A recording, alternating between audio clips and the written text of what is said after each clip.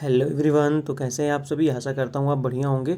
और 90 दिन का जो दरोगा चैलेंज है, जिसको हम लोग एक पूरी तरह से ईमानदारी से कंप्लीट करके दरोगा की तरफ बढ़ने वाले हैं। हम लोग का टारगेट है कि हम लोग 350 नंबर ये 3 महीने में यानी 90 दिनों में हम लोग अचीव कर पाएँ। हम लोग 350 का टारगेट किए हैं इसी 90 दिन में। चाहे आप बिगिनर हो, चाहे आप रिपीटर हो, चाहे आप किसी भी बैकग्राउंड से हो, कोई मैटर नहीं करता। ईमानदारी से अगर हम लोग इसको फॉलो करते हैं, यदि आपने फॉलो कर लिया इसको 3 महीने यानी 90 दिन तक कंटिन्यूअस, एक दिन पढ़ाई की गैपिंग न करके, तो मैं पक्का बता रहा हूँ कि आपका सिलेक्शन हो जाएगा। क्योंकि 3 महीने कोई टिक ही नहीं पाएगा। इतने सारे लोग इस तैयारी करने के लिए पहली वीडियो में, दूसरी वीडियो में और छठी सातवीं वीडियो तक बहुत सारे लोग आए थे, नीचे कमेंट किए थे।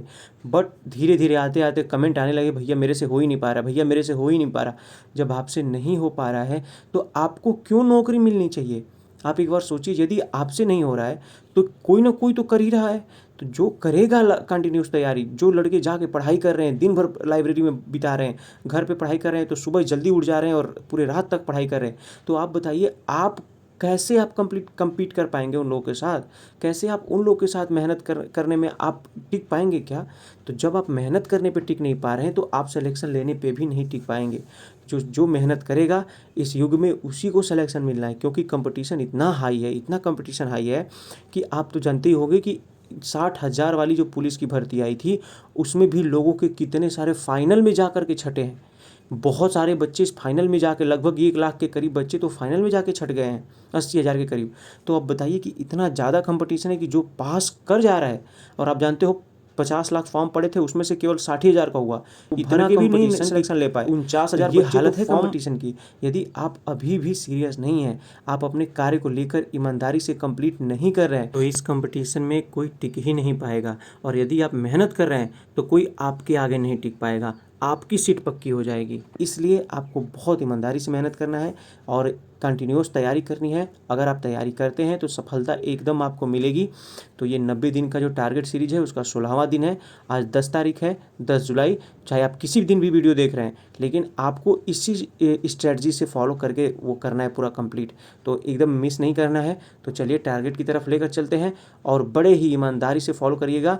जय माँ सरस्वती। जुलाई 2025। तो आप सभी लोग का आज 16वां दिन है। हम लोग 90 डेज टारगेट सीरीज का 16वां दिन कर रहे हैं। 15 दिन हम लोगों ने कंप्लीट कर लिया है। 2 हम लोग के संडे आ गए, 2 सैटरडे आ गए। रिवीजन के लिए प्रॉपर टाइम भी दिया जाता है। तो बहुत ध्यान से और बहुत ईमानदारी से आपको पढ़ाई करनी है। अब कोई भी बहाना नहीं चलना चाहिए, क्योंकि अब ये भर्ती दोबारा नहीं आने वाली।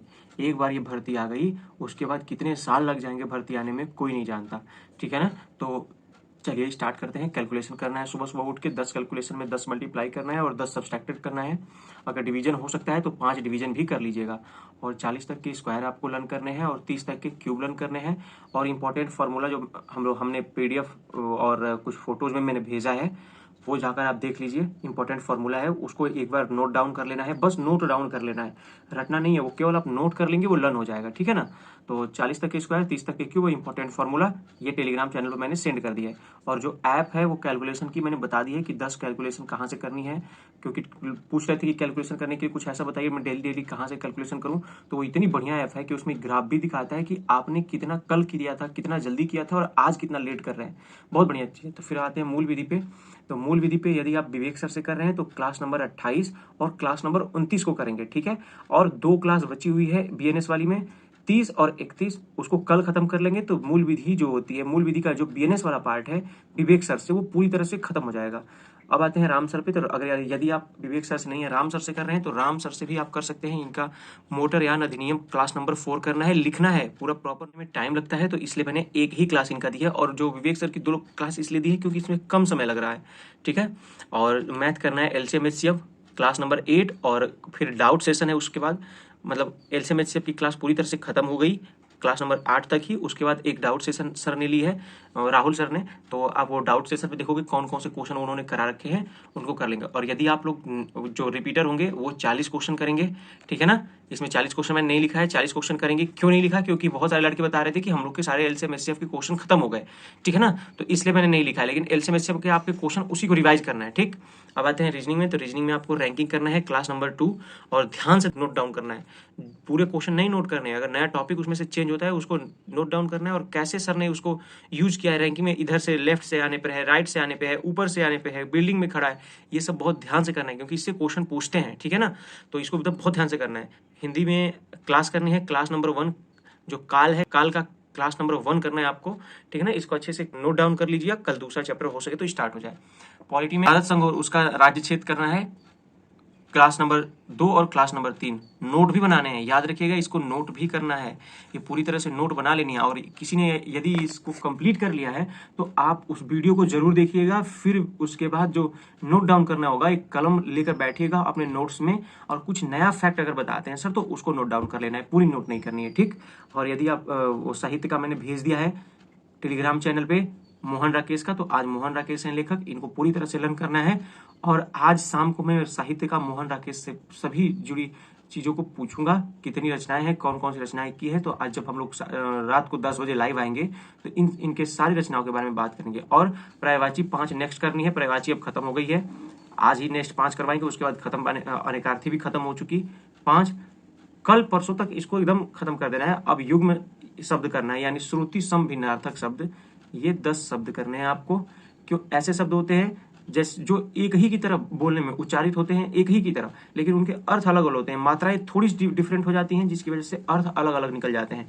तो आपको श्रुति सम भिन्नार्थक इससे क्वेश्चन पूछता है और कंफ्यूजन क्रिएट करता है, इसलिए इसको करना बहुत जरूरी है। और यदि आपने हमारे चैनल को सब्सक्राइब नहीं किया है तो सब्सक्राइब कर लीजिए। और टेलीग्राम चैनल पर सारे बुक्स की पीडीएफ मैंने सेंड कर दी है, एक भी बुक्स की पीडीएफ जो है वो नहीं बाकी है, सब कुछ सेंड कर दिया गया है। तो आप जाकर टेलीग्राम चैनल को ज्वाइन कर लीजिएगा।